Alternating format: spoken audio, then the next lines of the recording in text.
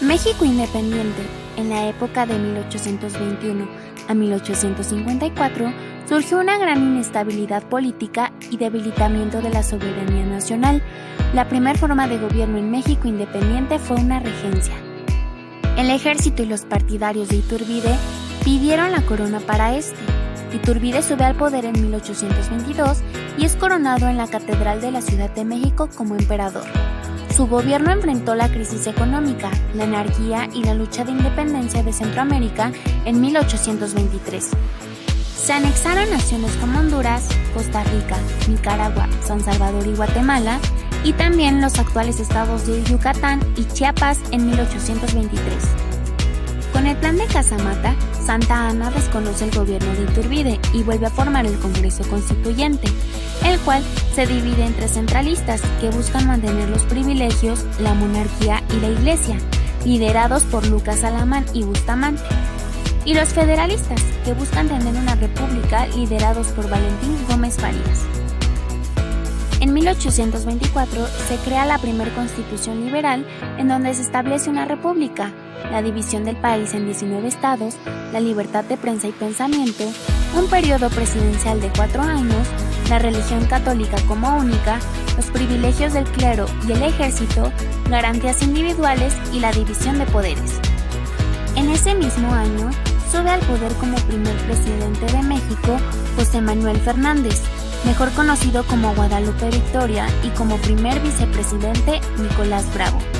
En 1828, Vicente Guerrero toma el poder como segundo presidente de México, pero este es fusilado por Bustamante, quien queda como presidente mediante el Plan de Jalapa, y este crea el Banco de Avío.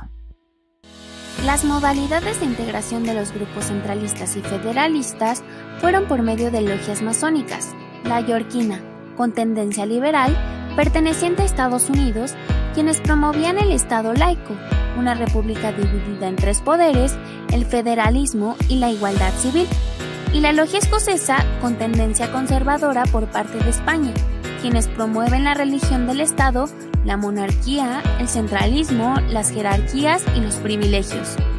En 1833, con los convenios de Zabaleta, Santa Anna desconoce a Bustamante subiendo al poder por primera vez, pero por cuestiones de salud dejan el poder a su vicepresidente Gómez Farías. En esta presidencia se crea la primera reforma liberal para poder acabar con los privilegios del clero y obtener una educación laica, pero estas reformas son rechazadas al regresar Santa Anna. En 1834, Santa Anna promueve las 7 leyes que establecen el supremo poder conservador y un régimen centralista. Posteriormente, Nicolás Bravo, con las leyes orgánicas, anula el supremo poder conservador y mantiene el centralismo. Santa Anna desconoce la Constitución de 1824 para formar un gobierno de tipo centralista. Este transforma a los estados en departamentos. En 1836, Texas se levanta en armas contra el gobierno de Santa Anna, buscando su independencia, ya que la vida política y social del país se desarrollaba en el centro, olvidando por completo los territorios del norte. En la batalla de El Álamo y de San Antonio Béjar, Santa Anna peleó contra el ejército americano liderado por Houston.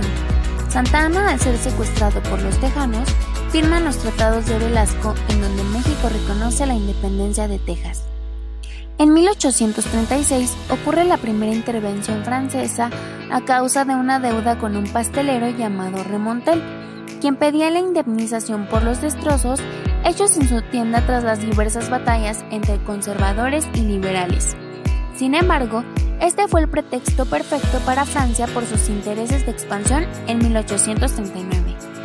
Después de una batalla en Veracruz contra los franceses, Santa Anna pagó 600,000 francos para la retirada de los franceses, firmando además un tratado de paz. En 1846, Estados Unidos declara la guerra a México. Las batallas más importantes de este acontecimiento son las de Padierna, Churubusco, San Patricio y Chapultepec, en donde se destacan los niños héroes quienes defienden heroicamente a la patria. Sin embargo, la batalla es perdida y por 2 años el ejército de Estados Unidos gobernó en México. Con el objetivo de poner fin a la invasión estadounidense en 1848, Santa Anna firma los tratados de Guadalupe Hidalgo, entregando así los territorios de Nuevo México, Alta California, La Mesilla y Arizona, Utah. Santa Anna, conocido por muchos como Su Alteza Serenísima, subió 11 veces al poder, pero tras la crisis del país, optó por poner impuestos a las ventanas y a las mascotas. Tras el descontento del pueblo por la firma de los tratados de Guadalupe Hidalgo, los liberales se levantan en armas provocando la Revolución de Ayutla, liderados por Juan Álvarez, líder del federalismo, desconociendo el gobierno de Santa Anna por el Plan de Ayutla, junto con Juárez, Comonfort y Ocampo. En 1855, Juan Álvarez toma la presidencia de México, como vicepresidente Comonfort, y Juárez queda como jefe de la Suprema Corte de Justicia. En ese mismo año se convoca un Congreso Constituyente en donde se redactan las 3 reformas liberales. La Ley Juárez suprime los fueros militares y declara la igualdad civil.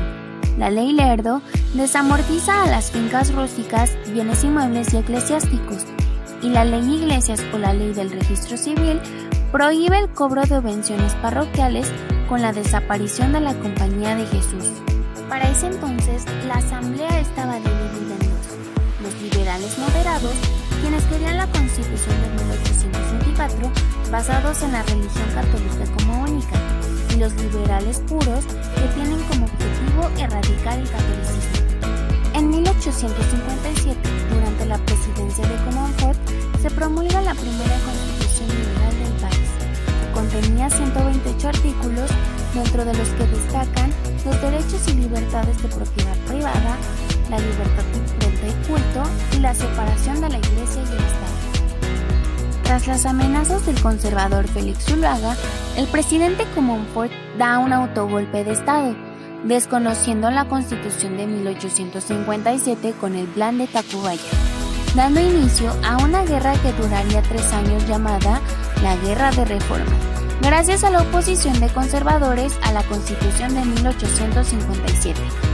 El objetivo de la Guerra de Reforma era modernizar la estructura política y económica del país. Esta pugna entre liberales liderados por Juárez firman una alianza con Estados Unidos llamado McLean-Ocampo para ser apoyados con la condición de un libre tránsito estadounidense por el Istmo de Tehuantepec, y los conservadores encabezados por Zuluaga, firmando una alianza con España mediante el Tratado de Mont-Almonte. Posteriormente, tras la traición de Comonfort, los liberales lo destruyen y dejan a Juárez como presidente provisional. En 1859, Juárez gobierna por primera vez y se redactan las leyes de reforma, dentro de las que destacan la nacionalización de bienes eclesiásticos, la separación de Iglesia y Estado, la libertad de culto, la secularización de cementerios y hospitales y la educación en manos del Estado. Posteriormente, pide a la alianza tripartita Inglaterra, Francia y España suspender los pagos durante 2 años, por lo que estos países se reúnen en Londres, firmando así el Tratado de Londres, donde acuerdan venir a México con intenciones de invadirlo. Juárez manda a Manuel Doblado a negociar con las potencias y firmar con ellas los tratados de soledad, con el que aceptan la suspensión de los pagos, España e Inglaterra. Sin embargo, Francia continúa con su intención de invadir a México, y el 5 de mayo de 1852, en Puebla, el general Ignacio Zaragoza, junto con Porfirio Díaz, gana la batalla contra los franceses. Posteriormente, Francia manda fuerzas mayores y, junto con la Junta de Notables formada por los conservadores, ofrecen el gobierno de México a Napoleón III. Napoleón, con intenciones de invadir a México, instaura un imperio encabezado por Maximiliano de Habsburgo en México, quien recibe la corona con los tratados de Miramar, tras la condición de ser aceptado por los mexicanos. El grupo conservador, quien se creyó beneficiado, se decepcionó al ver que Maximiliano tenía ideas liberales y que de alguna manera simpatizaba con Juárez. En 1865, Juárez se traslada al Paso, y Estados Unidos, después de su guerra de secesión, exige a Francia la retirada de sus tropas, y Francia cede, ya que tiene problemas con Prusia y decide suspender la ayuda a Maximiliano, siendo llevado al Cerro de las Campanas en Querétaro, junto con Miramón y Mejía, y el 19 de junio de 1867 es fusilado. Fue así como comienza la República restaurada. Es así como se le llamó al periodo que abarca desde 1867 a 1877, debido a los cargos de gobierno de Juárez y Lerdo de Tejada, el cual se caracterizó por una república federalista con el Estado laico, las leyes de reforma, la Constitución de 1857, la fomentación de agricultura, la venta de haciendas, la desamortización de los bienes del clero, la creación de la Escuela Nacional Preparatoria, la reglamentación del juicio de amparo y la aprobación del Código Civil. En 1871, tras la reelección de Benito Juárez a la presidencia, Porfirio Díaz desconoce su gobierno con el Plan de la Noria. Sin embargo, este no procede tras la muerte de Juárez. En julio de 1872, al subir el vicepresidente Lerdo de Tejada al poder, inaugura la línea férrea México-Veracruz y restablece el Senado. Al reelegirse Lerdo de Tejada, Porfirio Díaz lo desconoce con el Plan de Tuxtepec en 1876 y en el mismo año Díaz asume la presidencia.